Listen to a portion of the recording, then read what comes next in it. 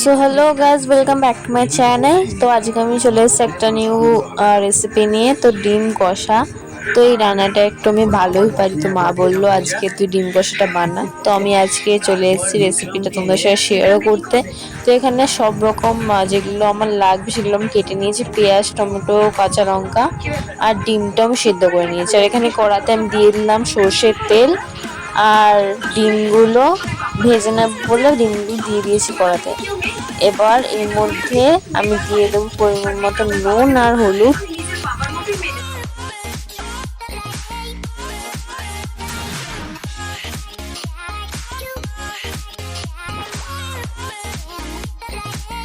আমি এখানে ডিমের মধ্যে দিয়ে দিচ্ছি পরিমাণ মতো নুন আর একটুখানি হলুদ দিয়ে তারপর ডিমটাকে লালচে হওয়া পর্যন্ত সুন্দর করে ভেজে নিতে হবে।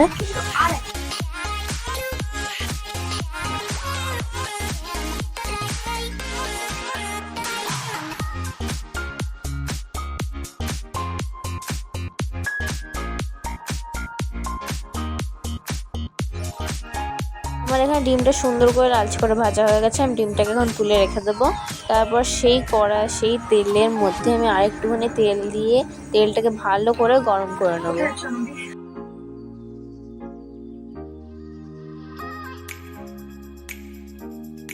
এবারে আমি তেলের মধ্যে দিয়ে দিচ্ছি গরম মশলা, গোটা গরম মশলা।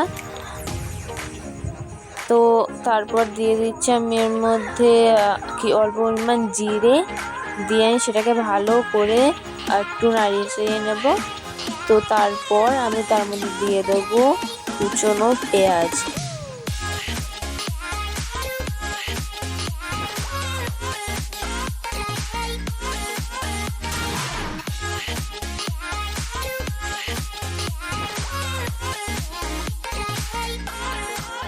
তো এখন পেঁয়াজগুলো আমাকে সুন্দর করে, যতক্ষণ না পেঁয়াজগুলো লালচে হচ্ছে ততক্ষণ আমাকে সুন্দরভাবে ভেজে নিতে হবে পেঁয়াজগুলো। দেখো আমি সুন্দর করে না পেঁয়াজগুলো ভেজে নিচ্ছি যতক্ষণ না পেঁয়াজগুলো লালচে লালচে কালার আসছে। তো পেঁয়াজগুলো দেখো এখানে আমার সুন্দর করে লালচে ভাবটা চলে এসছে, ভাজাটা আমার হয়ে গেছে। তো আমি এবার এর মধ্যে দিয়ে দেবো কুচনো টমেটো আর চেরা কাঁচা লঙ্কা দিয়ে সুন্দর করে ভালোভাবে নাড়িয়ে নিতে হবে। এই সব কিছুকে ভালো করে একটুখানি ভেজে নিতে হবে।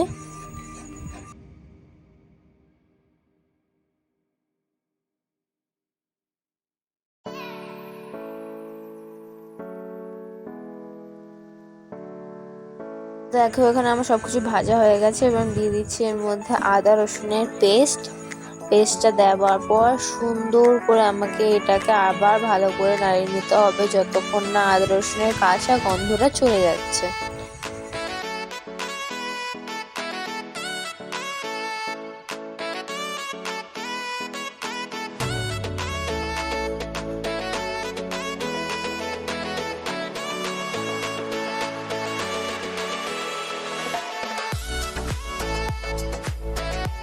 তো আমি এখানে সুন্দর করে নাড়িয়ে নিয়েছি, আমার কাঁচা গন্ধটা অনেকটা চলে গেছে। তো এখানে দিয়ে দিচ্ছি পরিমাণ মতন নুন আর দিয়ে দিচ্ছি পরিমাণ মতন হলুদ গুঁড়ো।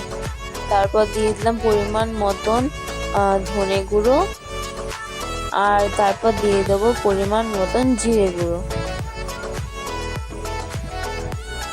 আর সবার শেষে দিয়ে দেবো পরিমাণ মতন লঙ্কার গুঁড়ো। যে যেরকম ঝাল খায় সেরকম সেই পরিমাণ লঙ্কার গুঁড়োটা দেবে। তো আমি এখন এই সব কিছুকে ভালো করে নাড়িয়ে নিচ্ছি। এই মশলাটাকে আমাকে সুন্দর করে কষাতে হবে যতক্ষণ না মশলা থেকে তেল ছাড়ছে। তো এই মশলাটাকে আমি সুন্দর করে কষাতে হবে। দেখো আমি সুন্দর করে মশলাটাকে কষিয়ে নিয়েছি।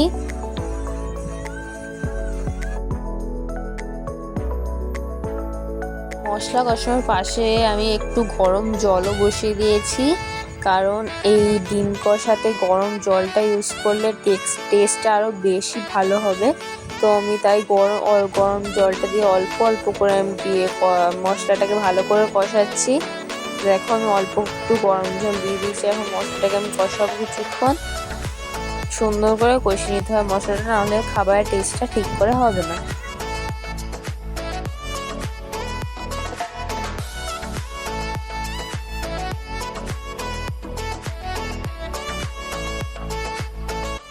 দেখো এখানে মশলাটা আমার কষানো হয়ে গেছে, মশলা থেকে তেলও ছাড়ছে।